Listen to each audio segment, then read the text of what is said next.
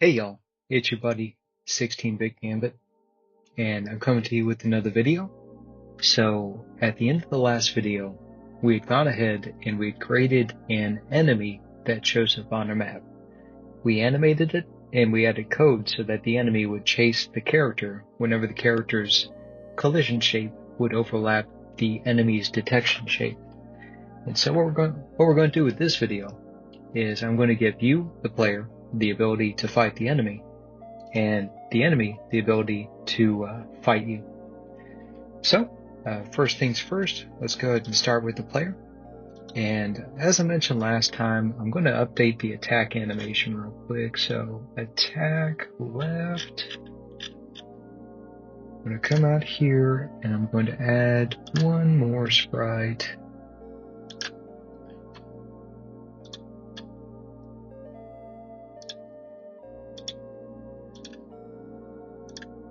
At the end, and attack right. I'm going to add one more sprite at the end.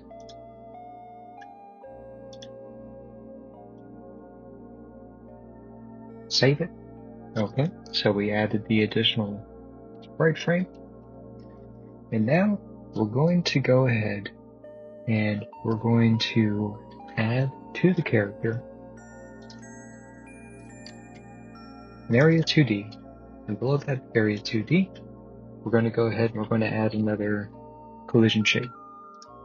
And you can think about this as the shape that, when it overlaps an enemy, signals to do damage to that enemy. That's going to be the purpose for this shape. So I'll probably call it something like damage shape or something like that, if we have to make it a variable anyway. Also, just to make it so the player's got a better chance of surviving than the enemy, I'm going to go to the player's collision shape. And I'm going to change it from a circle to a capsule. The reason why I'm changing it to a capsule shape is so that it is going to be narrower than the character's body, which makes it tougher for the enemy to hit. So, we did the body capsule, added the damage dealing shape. Okay. And with this damage dealing shape, I'm going to go ahead and I'm going to make it a rectangle. I'm going to have it overlap the animation for the character's attack. Okay. And I'm going to use the animation player to activate it and deactivate it. So my default for this shape is going to be disabled.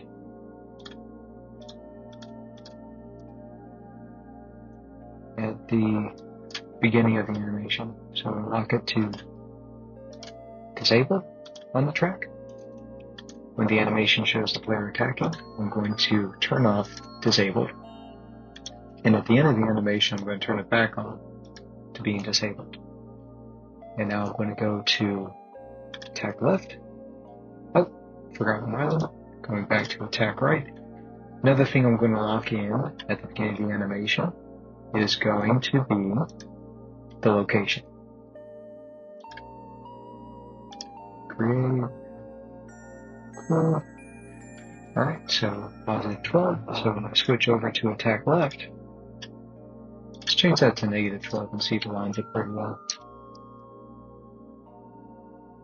Looks pretty good. So I'm going to put that location there. I'm going to have it start at disabled. I'm going to move on to enable it with the attack animation and disable it at the end.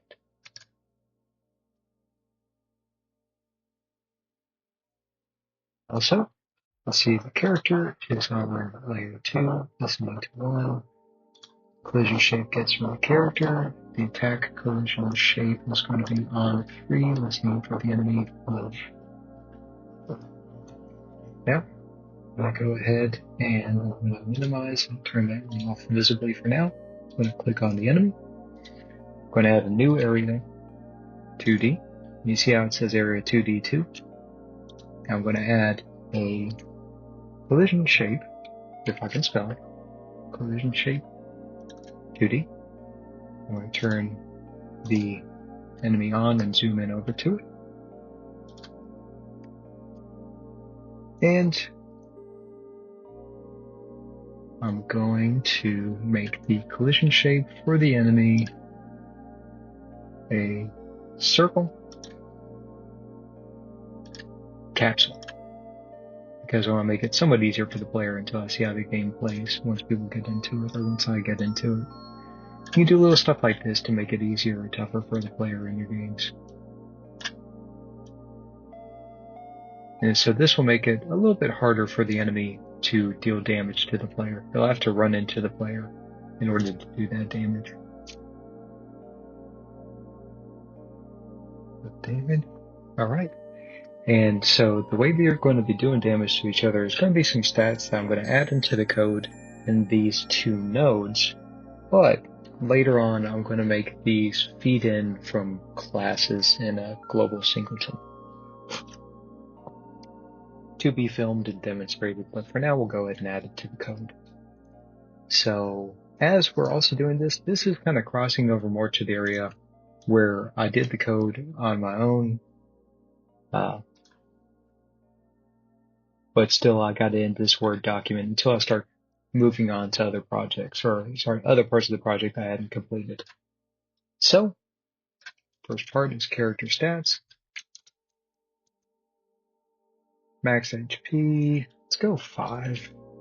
5, attack 1, attack 2, defense 1. And we're going to go ahead and we're going to add a knockback 4. Already got that one. And then knockback decay. Character is definitely not going to use that one, but I'm doing it for uniformity between these two items in case I can reuse that node as a template.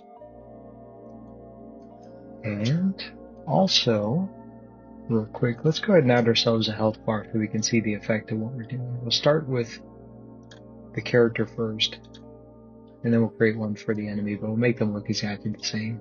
So we'll turn the character back on, add progress bar. Go ahead, turn off invisible percentages, layout. I'm going to do minimum size 13 in the X, 2 in the Y. Theme overrides. Style. I'm going to use both a background and a fill. So new style box flat, new style box flat. Clicking on background first. Turn off draw center. Border width is going to be 1, 1, 1, 1. And expand margins. 1, 1, 1, 1. Cool. We're going to go to the fill. Going to make it red. Kind of a duller red. And there's going to be no border width. Max value 5. Value 5. 3, just so I can see that. Going to shrink this dude down real quick. And I'm going to move it just below the player. That's good enough. Now we'll go ahead. We'll add one for the enemy as well. So, plus, progress bar, repeating the process, percentage off, max value 5, value 5, layout, minimum 13, 2, which works right now with the current zoom, but we may need to change that manually later on. Theme overrides, styles. I'm going to use the same background, the same fill. Click on the background, node draw center, border width 1, 1, 1, 1. Expand margins 1, 1, 1, 1. Clicking on the fill, once again making it dull brown or dull red, sorry. Border width 0, 0, 0, and yeah, should be good. Let's go back up. Let's go ahead and throw a 3 in there, just for the sake of visibility. Going to adjust the dimensions of the box, and then we're going to move it just below the enemy for time being. Okay, The progress bar is done. Let's go back to the character script. And we are going to go ahead and declare that progress bar as a variable on ready var health bar. And we're going to have the same name when declaring the variable over under the enemy as well. Now we're finally going to go ahead and update the ready function. And so the first time under ready, it calls to the update bars function is whenever the node has been properly loaded and it's ready to go. The onReady is like those first startup things that it runs. So when it first is ready, it will go to the health bar and set the max value equals to max HP and the value in the bar equals to HP, which are two variables that we defined higher up. Max HP, HP, attack, defense.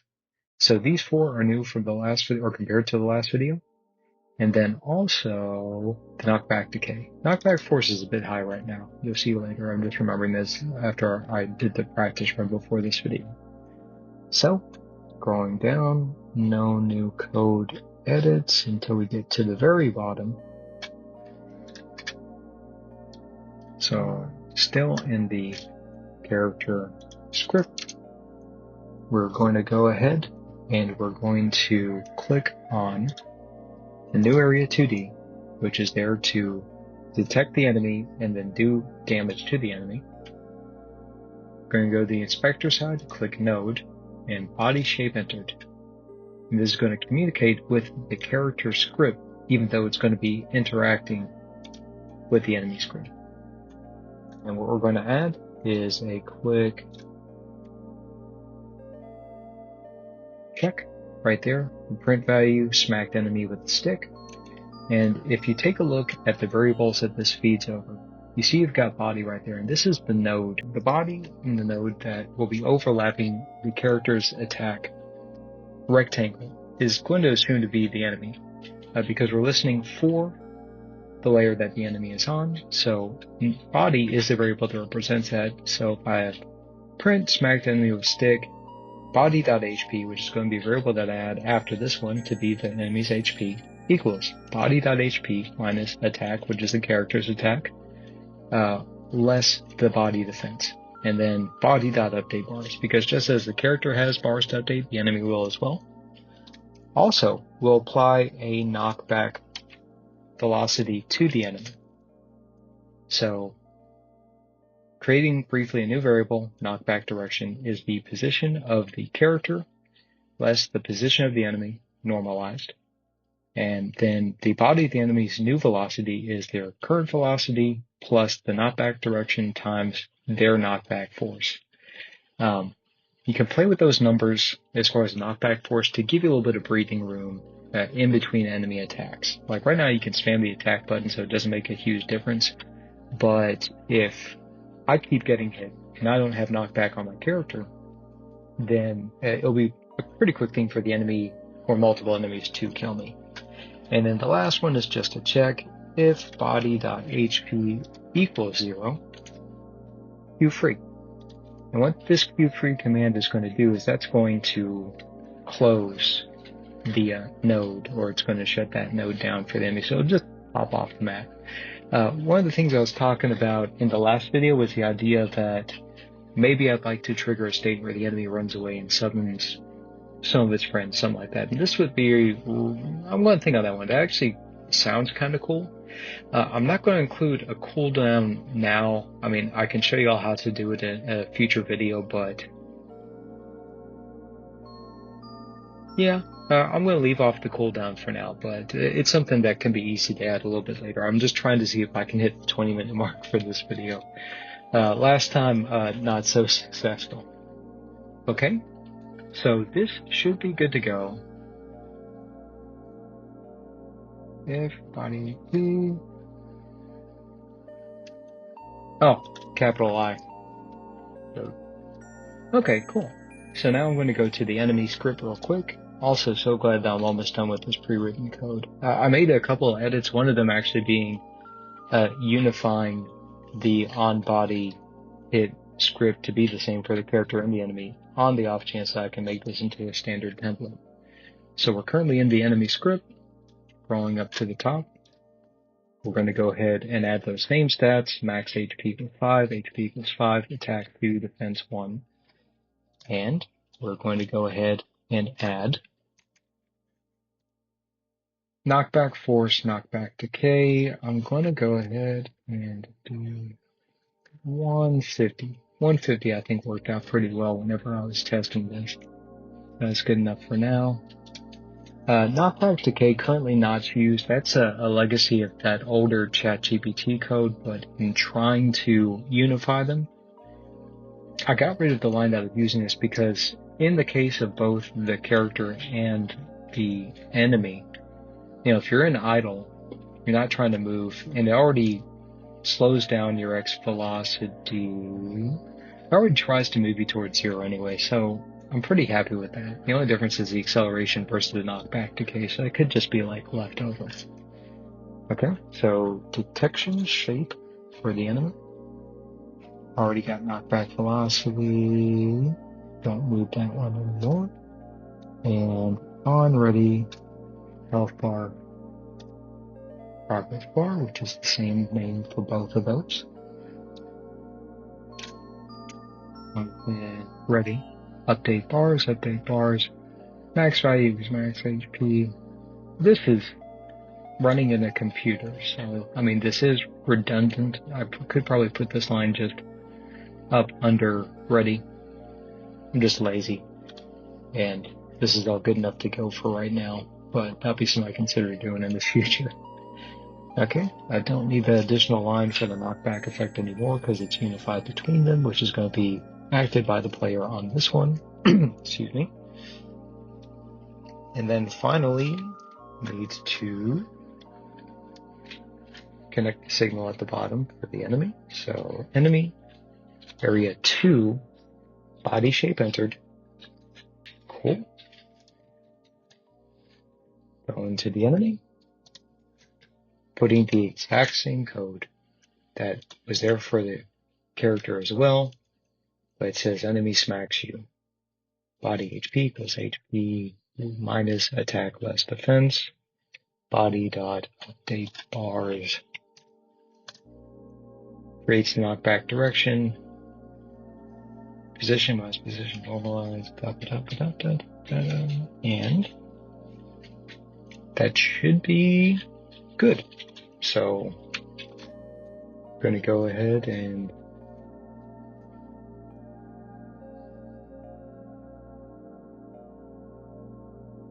okay, so we're testing the game in debug mode. You can see both the character and the enemy have health bars, and the enemy chases the character. And if I hit the enemy, knockback velocity is backwards for the enemy. I gotta fix that one. And there's no knockback velocity for me. So that's kind of funky, but let's make sure. Okay, it's definitely backwards for the enemy. I found the error on the character script code. I had forgotten to move the order around in determining the knockback direction. So that was one I did. So knockback direction starts with where you're measuring from, or where you're measuring to versus where you're measuring from.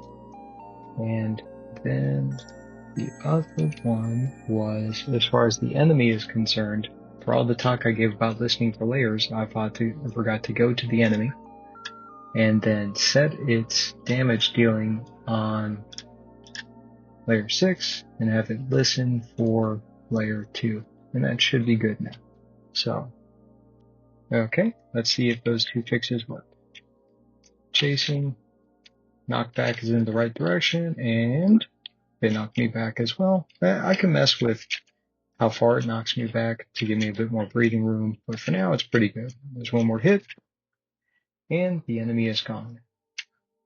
So that's actually it for this video. Came in right about 20 minutes, which is cutting down from the last couple, so a little bit faster. For the next one, what we'll be working on is building out the character heads-up display, or the character display, and then potentially also quickly showing how to create a character class to funnel information into the character. Then after that, I guess we'll be making a smarter enemy. Anyway, thanks y'all for being a good audience. If you have any comments, questions, concerns, critique, or anything along those lines, feel free to leave a comment down below, and I'll get to it when I see it. Otherwise, see you in the next video. Thanks.